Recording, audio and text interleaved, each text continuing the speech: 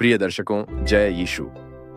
Sacred script source के एक और ज्ञानवर्धक एपिसोड में आपका स्वागत है। आज हम एक ऐसे विषय पर चर्चा कर रहे हैं जो आध्यात्मिक रूप से उतना ही संतुष्टिदायक है जितना कि लंबे उपवास के बाद एक हार्दिक भोजन। यीशु के प्रार्थना और उपवास के नियमित अभ्यास ने उनके शारीरिक और आध्यात्मिक स्वास्थ्य में कैसे योगदान दिया। आप जानते हैं, यह उस भावना की तरह है जब आपने एक अच्छा वर्कआउट और एक अच्छा प्रार्थना सत्र किया है, तरोताजा, नया और दुनिया को संभालने के लिए तैयार। हम मैथ्यू के सुसमाचार अध्याय 4 वचन 1 से 11 से अंतर्दृष्टि द्वारा समर्थित यीशु के जीवन के इस गहन पहलू को खोलेंगे। तो अपने आध्यात्मिक नाश्ते को लें, आराम करें और आइए एक साथ पता लगाएं कि ये प्राचीन अभ्यास आज हमारी आत्माओं और शरीर को कैसे पोषण दे सकते हैं। उस सब्सक्राइब बटन को दबाना न भूलें और विश्वास और खोज की इस यात्रा में हमारे साथ जुड़ें। सेक्रेड स्क्रिप्ट सोर्स में आपका स्वागत है, जहां हर शब्द ईश्वर की पवित्र बुद्धि को समझने के एक कदम करीब है। प्राचीन यहूदिया की चहल पहल भरी गलियों में, जहां नासरत के यीशु नामक एक क्रांतिकारी शिक्षक की भविष्यवाणी और फुसफुसाहटें गलियों में गूंजती थीं, वहां एक ऐसा युवक था जिसकी उपस्थिति अपने समय के मानदंडों को चुनौती देती थी। बढ़ई के बेटे यीशु को न केवल अपने शिल्प कौशल के लिए जाना जाता था, बल्कि उनकी गहन बुद्धि और करुणा के लिए भी जाना जाता था, जो उनके भीतर एक गहरे कुएं से निकलती थी। कम उम्र से ही यीशु ने प्रार्थना और उपवास के प्रति उल्लेखनीय समर्पण दिखाया, जो उनके विश्वास की परंपराओं में निहित अभ्यास थे। उनके दिन न केवल जोसेफ की बढ़ईगिरी की दुकान में मेहनती काम से, बल्कि पहाड़ियों पर बिताए एकांत क्षणों से भी चिह्नित थे, जहां शांत एकांत उनके स्वर्गीय पिता के साथ संवाद के लिए एक कैनवास बन गया। उन एकांत घंटों में यीशु ने न केवल आध्यात्मिक सांत्वना की तलाश की, बल्कि एक गहन संबंध की भी तलाश की, जिसने उन्हें अपनी सांसारिक यात्रा की चुनौतियों के माध्यम से बनाए रखा।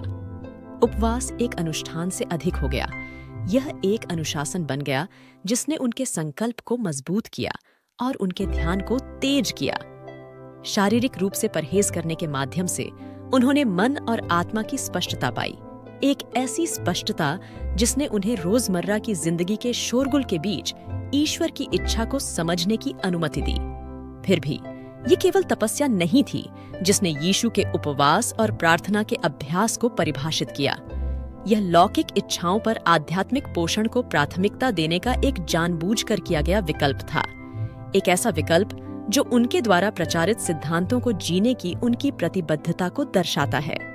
उनका प्रार्थना जीवन औपचारिक सेटिंग्स तक ही सीमित नहीं था, बल्कि उनके अस्तित्व के हर पहलू में व्याप्त था। उनकी बातचीत, शिक्षाओं और अंततः उनके मिशन को आकार देता था। शारीरिक रूप से उपवास के अनुशासन ने संभवतः यीशु की भलाई में उन तरीकों से योगदान दिया जिन्हें आधुनिक विज्ञान अभी समझना शुरू कर रहा है। हाल के अध्ययनों से पता चला है कि रुक रुक कर उपवास करने से संज्ञानात्मक कार्य में वृद्धि हो सकती है, चयापचय, स्वास्थ्य में सुधार हो सकता है और यहाँ तक कि जीवन काल भी बढ़ सकता है। हालांकि यीशु के समय में शारीरिक चुनौतियों का सामना करने में उनके धीरज, मानसिक स्पष्टता और लचीलेपन में लाभ देखे गए थे। आध्यात्मिक रूप से यीशु के प्रार्थना और उपवास के अभ्यास ने ईश्वर से उनके संबंध को गहरा किया और उनकी आत्मा को उन प्रलोभनों और परीक्षणों के खिलाफ मजबूत किया जो उनका इंतजार कर रहे थे। जंगल में 40 दिन और रात के उपवास के दौरान यीशु ने शत्रु द्वारा प्रस्तुत प्रलोभनों का सामना किया और उन पर विजय प्राप्त की।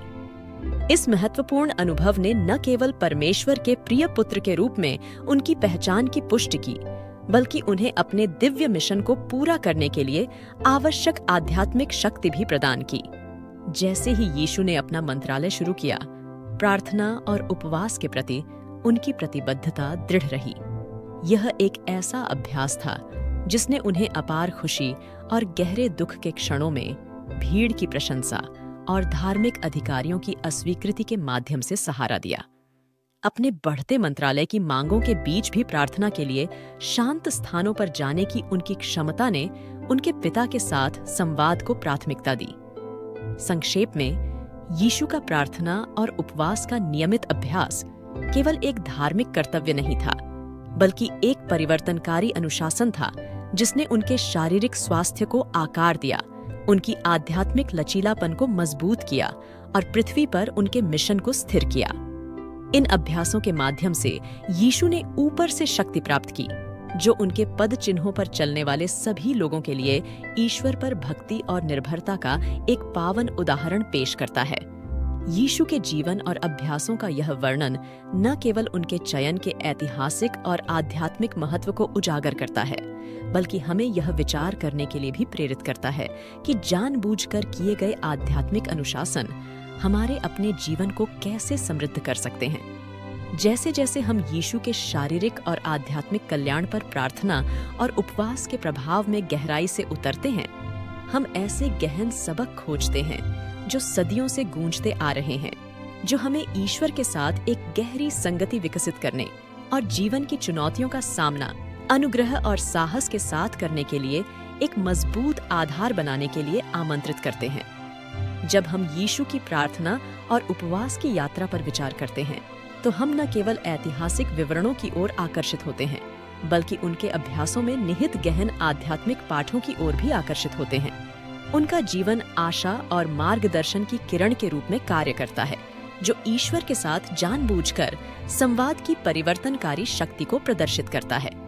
अपने पूरे मंत्रालय में यीशु ने कार्रवाई और चिंतन के बीच दूसरों की सेवा करने और ईश्वरीय मार्गदर्शन प्राप्त करने के लिए पीछे हटने के बीच संतुलन का उदाहरण दिया। प्रार्थना के उनके क्षण उनके मिशन में केवल विराम नहीं थे, बल्कि महत्वपूर्ण लंगर थे जो उनकी आत्मा को फिर से भरते थे और उनके उद्देश्य को स्पष्ट करते थे। सुबह के एकांत में या जंगल की शांति में यीशु ने आगे की चुनौतियों का सामना करने के लिए नवीनीकरण और शक्ति पाई। उपवास के शारीरिक लाभ, जैसे कि मानसिक स्पष्टता में वृद्धि और बेहतर चयापचय स्वास्थ्य, संभवतः यीशु के शिक्षण, उपचार और यात्रा के कठोर कार्यक्रम का समर्थन करते थे। फिर भी इन मूर्त लाभों से परे यीशु के लिए उपवास एक आध्यात्मिक अनुशासन था, जिसने विनम्रता, ईश्वर पर निर्भरता और दूसरों की पीड़ा के प्रति सहानुभूति को बढ़ावा दिया। यीशु के जीवन में प्रार्थना की महत्वपूर्ण भूमिका को कोई भी नजरअंदाज नहीं कर सकता। उनकी प्रार्थनाएं उनके स्वर्गीय पिता के साथ हार्दिक वार्तालाप, विश्वास, समर्पण और अंतरंग संवाद की अभिव्यक्तियां थीं। चाहे उन्होंने अपने शिष्यों को चुनने में मार्गदर्शन के लिए प्रार्थना की हो, अपने निकटवर्ती क्रूस पर चढ़ने को सहने की शक्ति के लिए, या उन्हें क्रूस पर चढ़ाने वालों के लिए क्षमा के लिए, यीशु की प्रार्थनाओं ने उनकी गहरी मानवता और अटूट विश्वास को प्रकट किया। जब हम यीशु के प्रार्थना और उपवास के नियमित अभ्यास के महत्व पर विचार करते हैं, तो हमें यह विचार करने के लिए आमंत्रित किया जाता है कि ये अनुशासन हमारी अपनी आध्यात्मिक यात्राओं को कैसे समृद्ध कर सकते हैं। विकर्षणों और मांगों से भरी दुनिया में प्रार्थना के लिए क्षण निकालना हमें अपने दिलों को ईश्वर की इच्छा के साथ संरेखित करने और शोर के बीच उनकी आवाज को समझने की अनुमति देता है।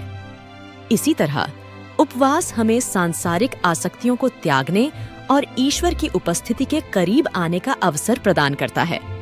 यह हमें अपनी प्राथमिकताओं की जांच करने, अपनी कमजोरियों का सामना करने और ईश्वरीय पोषण पर अधिक निर्भरता का अनुभव करने की चुनौती देता है। अंत में यीशु की प्रार्थना और उपवास की कहानी केवल एक ऐतिहासिक कथा नहीं है, बल्कि आध्यात्मिक अनुशासन और भक्ति का एक परम पवित्र उदाहरण है। यह हमें ईश्वर की इच्छा को सर्वोपरि मानने तथा अपने शारीरिक और आध्यात्मिक कल्याण के लिए उनके प्रावधान पर भरोसा करने की उनकी प्रतिबद्धता का अनुकरण करने के लिए कहता है। जब हम अपने विश्वास की यात्रा पर निकलते हैं, तो हमें अपने जीवन में प्रार्थना और उपवास को प्राथमिकता देने के लिए यीशु के उदाहरण से प्रेरणा लेनी चाहिए। आइए हम ऐसी आदतें विकसित करें जो ईश्वर से हमारे संबंध को मजबूत करें और हमें एक ऐसी दुनिया में साहस और करुणा के साथ जीने के लिए तैयार करें जिसे उनके प्रेम की सख्त जरूरत है। प्रार्थना और उपवास के यीशु के अभ्यासों की इस खोज में हमारे साथ शामिल होने के लिए धन्यवाद। हम आपको हमारे चैनल सेक्रेड स्क्रिप्ट सोर्स की सब्सक्रिप्शन लेने के लिए आमंत्रित करते हैं, जहां हम हर दिन बाइबल की शिक्षाओं और कहानियों की समृद्धि में गहराई से उतरते हैं। साथ मिलकर आइए हम ईश्वर के वचन की पावन बुद्धि और परिवर्तनकारी शक्ति को उजागर करना जारी रखें। अभी सब्सक्राइब कर लें और हमारे साथ यात्रा करें क्योंकि हम अपने विश्वास और आज हमारे जीवन में इसकी प्रासंगिकता के बारे में और अधिक खोजते हैं। पिता, पुत्र और पवित्र आत्मा के नाम पर आमीन। जय यीशु।